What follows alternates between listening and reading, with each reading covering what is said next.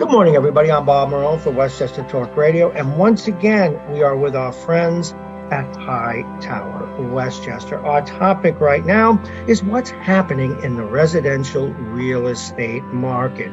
We're fortunate to have two guests today, Richard Flahav, Chief Investment Officer and a partner at Hightower Westchester, and Francie Molina, a special guest today. She's a real estate agent and founder of the Francie Molina team at Compass. Francie Molina is a top producing agent in the Westchester market. Francie brings energy, knowledge, commitment, and professionalism to everything she does. As the leader of the Francie Molina team, she insists on making client satisfaction the group's highest priority and espouses a simple but compelling philosophy: professional, hassle-free service with a smile. Through her involvement as a Woman of Compass Westchester leader, co-founder of the Women's Compass Clubhouse, and a founding member of Realm Global, a worldwide luxury real estate think tank, Francie keeps her finger on the pulse of issues affecting the market. Francie, welcome to the videocast. Can you talk to us about your team at Compass?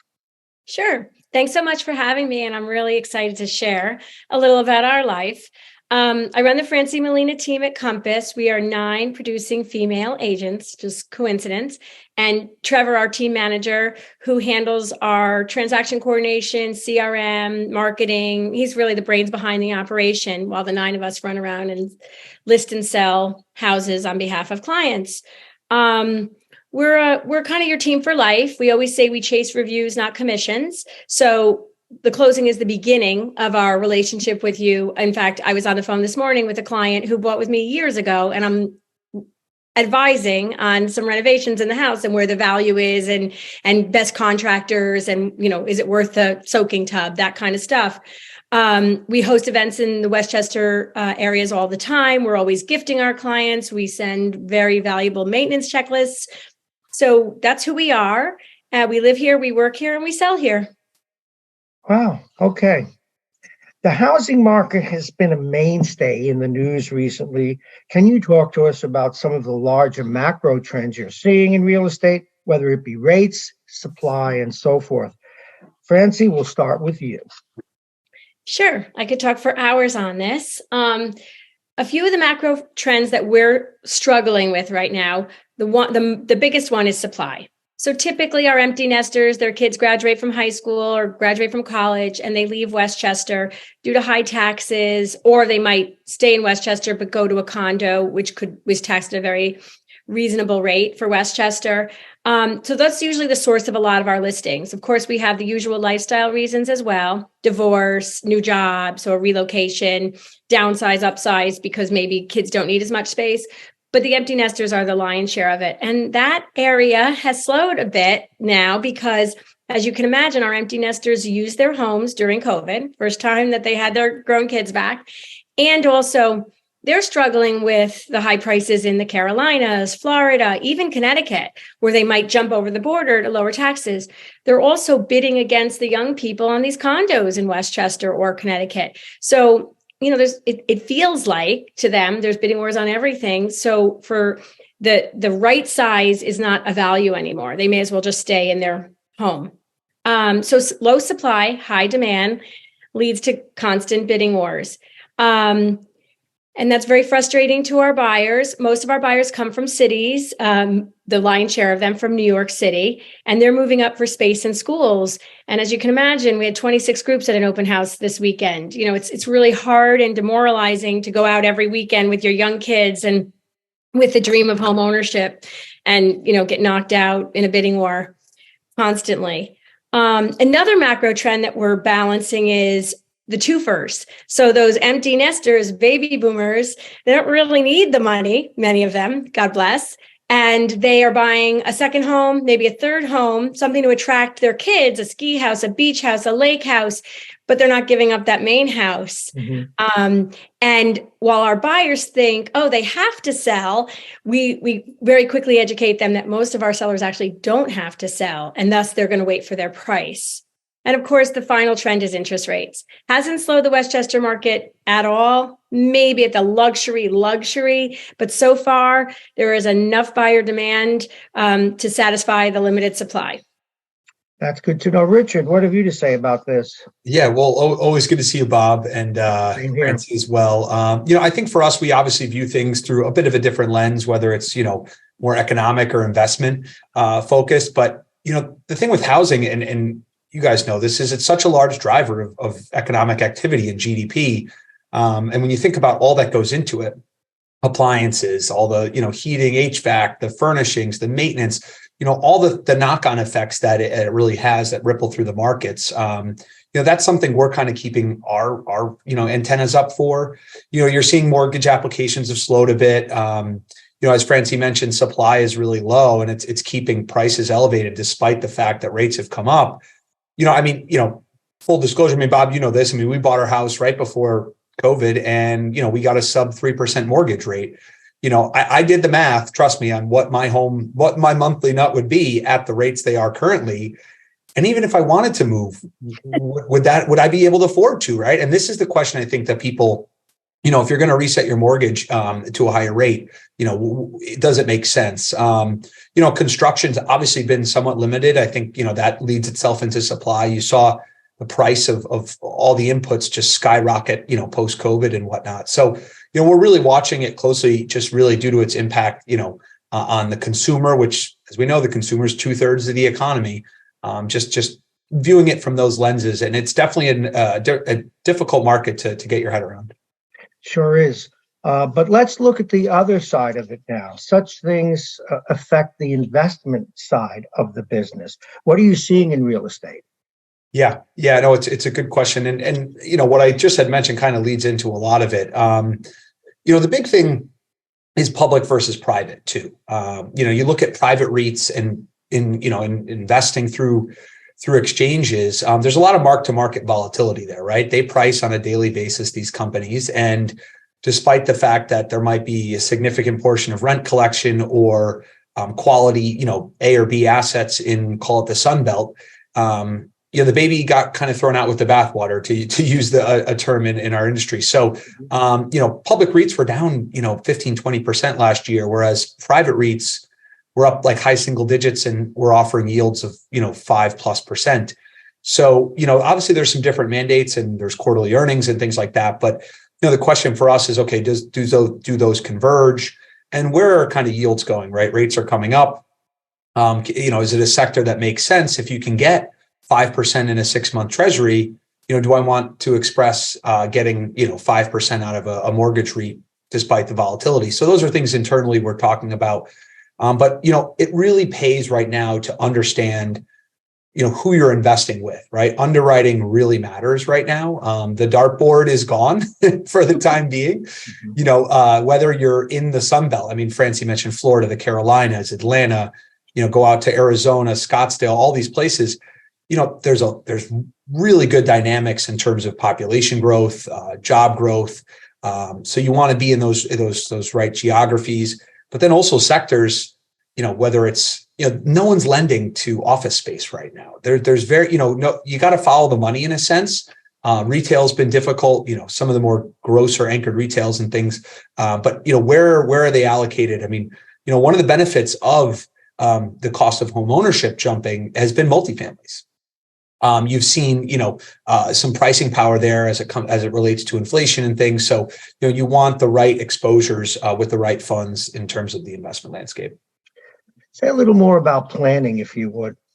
Yeah, planning. I kind of mentioned a couple aspects of it already, but clients are just asking how much they can afford. And Francie, you probably see this all the time. It's like, okay, well, here are rates. Here's the home. I'm going to maybe pay 15-20% more than I had originally planned. How does this impact me longer term? So those are things from a planning standpoint we can help with.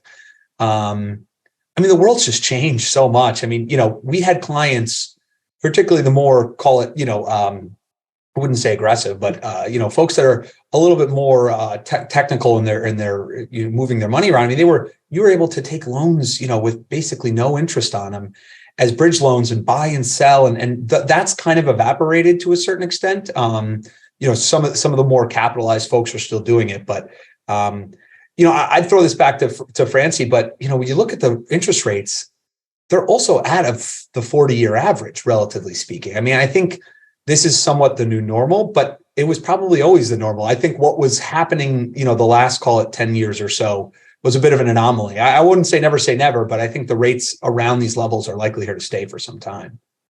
This is a good point to turn a little more locally here in Westchester and the tri-state area.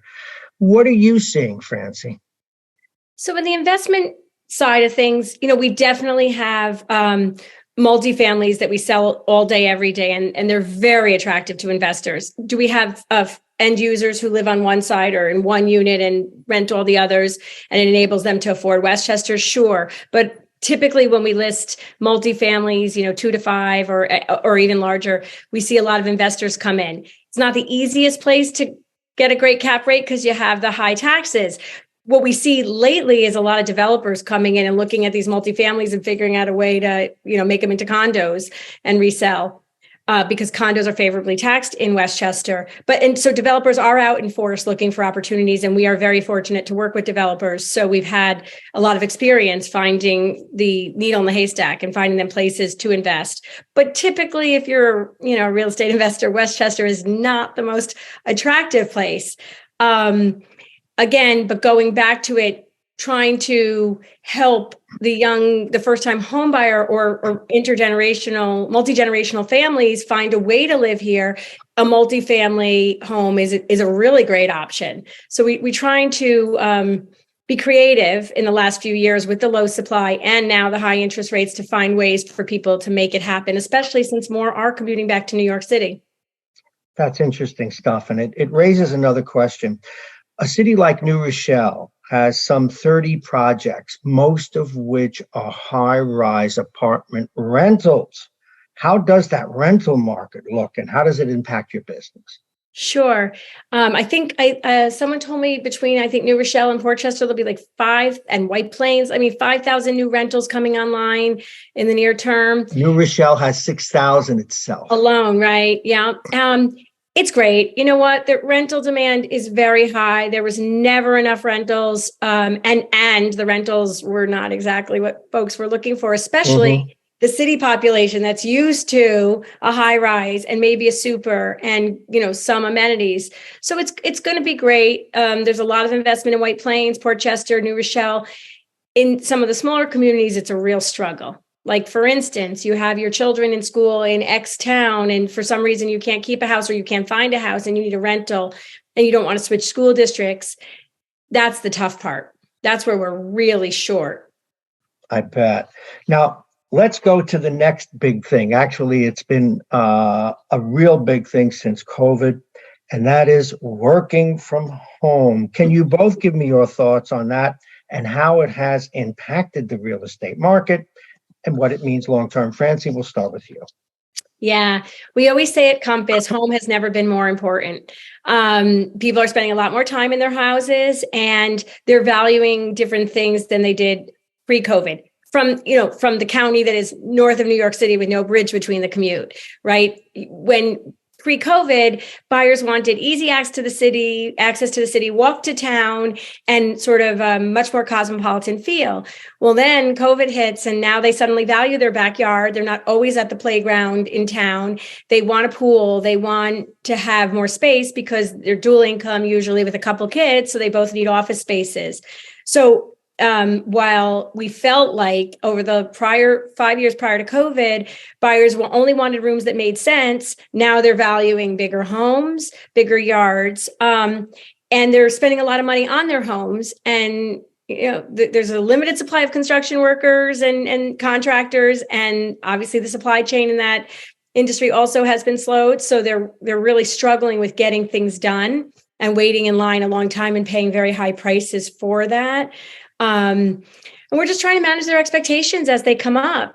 It's an education process. If they feel that if they're moving out of New York City for space and schools, et cetera, whatever reason, they should have a big backyard with a white picket fence or the big house. And then we just have to manage their expectations on what that means in terms of price. I bet. Richard, what about you? What say you about working from home as you sit there in the office? Sure. Yeah. None of this applies to me, of course, but it's if you look at just cities across the country, no one's back to even 75% for the most part.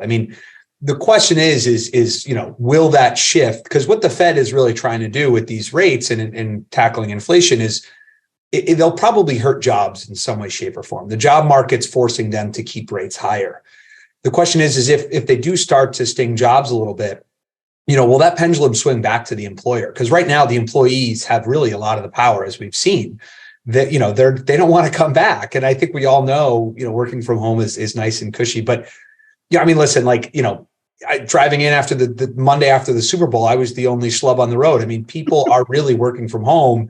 The question is what does that look like coming back? And I'm guessing some sort of hybrid makes sense. I mean, we do a couple days here and there. I think everyone's so much more accustomed to working from home. I mean, Francie mentioned it's like, particularly in our home, I mean, what we were thinking about building into a guest bedroom, we just built a beautiful office space, and my wife works from home, and it makes sense. So, the big thing too is the office space. I mean, just you look at particularly this area, there are a lot of kind of class B, C, D buildings that aren't very attractive to go to, and if you don't have an appealing cafe, or I don't know, maybe a nice gym in the building, or closer to a commuting line, nice common areas, all these things.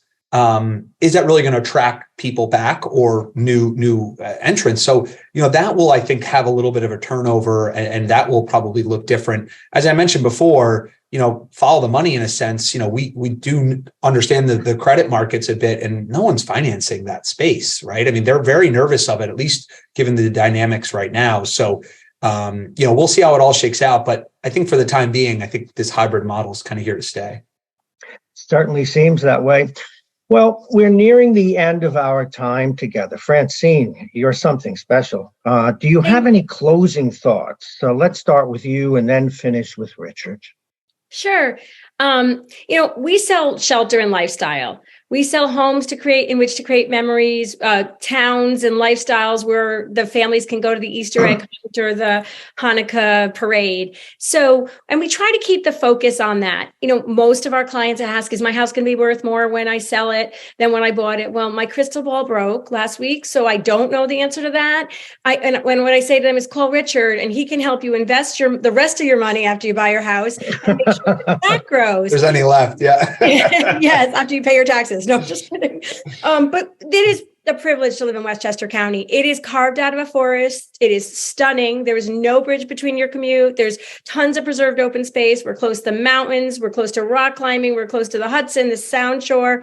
So our focus is on that and the lifestyle you can create there. And if you're raising a family there, or you're a young couple and you're starting your life, or you're an empty nester and you have grandchildren in the area, there's nothing better than living north of New York City with a great backyard and safety and beauty.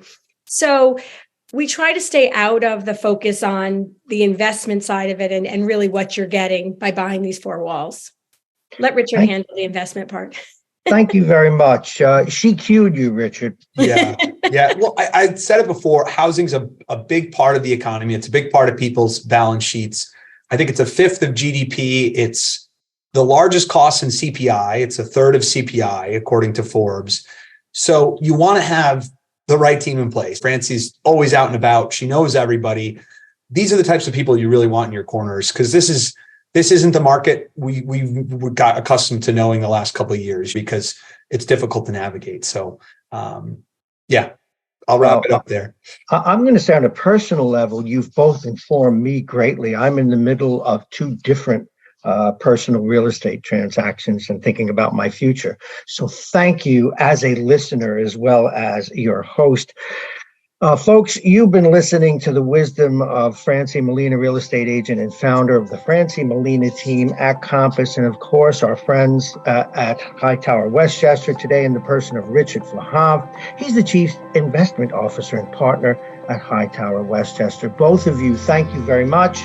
Thank you for being with us at Westchester Talk Radio. Have a great day. Hightower Westchester is a group of investment professionals registered with Hightower Securities LLC, member FINRA and SIPC, and with Hightower Advisors LLC, a registered investment advisor with the SEC. Securities are offered through Hightower Securities LLC. Advisory services are offered through Hightower Advisors LLC. This is not an offer to buy or sell securities. No investment process is free of risk, and there is no guarantee that the investment process or the investment opportunities referenced herein will be profitable. Past performance is not indicative of current or future performance and is not a guarantee. The investment opportunities referenced herein may not be suitable for all investors. All data and information referenced herein are from sources believed to be reliable. Any opinions, news, research, analyses, prices, or other information contained in this research is provided as a general market commentary. It does not constitute investment advice. Hightower Westchester and Hightower shall not in any way be liable for claims and make no expressed or implied representations or warranties as to the accuracy or completeness of the data and other information, or for statements or errors contained in or omissions from the obtained data and information referenced herein. The data and information are provided as of the date referenced. Such data and information are subject to change without notice. This podcast was created for informational purposes only. The opinions expressed are solely those of Hightower Westchester and do not represent those of Hightower Advisors LLC or any of its affiliates. Hightower Advisors do not provide tax or legal advice. This material was not intended or written to be used or presented to any entity as tax advice or tax information. Tax laws vary based on the client's individual circumstances and can change at any time without notice. Clients are urged to consult their tax or legal advisor before establishing a retirement plan.